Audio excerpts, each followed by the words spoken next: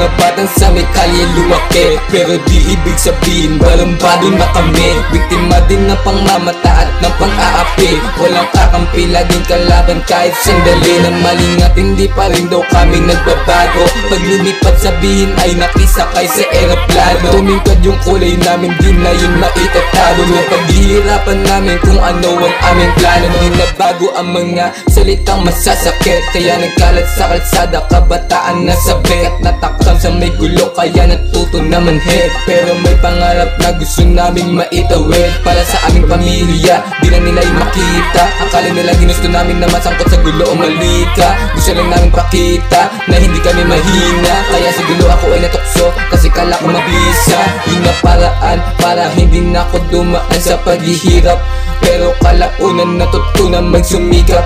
Sinagip ng musika at kaibigan tila, sarili ay hinanap, hinagilap, di masira.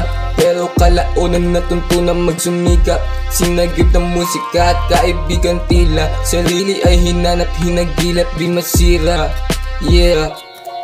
Batang QC, aking susi sa pangarap magsipag. Di masisi, ba't nawili, ba't gusto kong lumipad? Kahit na hindi matulin, lagi magpapasiklab. Iwanan yung mga tamad, puro lang kasi hikab. Mga takot na maiwanan, asarap nila tawanan. Habang ako ay kalmado, ginagalawan, di pinababayaan. Walang araw mabayaran, mga utang sa magulang. Habang nasa kalakasan, lahat ay sinusubukan. Mga salita nila lamunan, dati ay muntikan ko na din itong sukuan. Sa may gulo na puruhan, sa labas lagi sutuhan. Buti na lang pinagbago ako ng realidad sa makuyan, kung ginagamot yung sarili.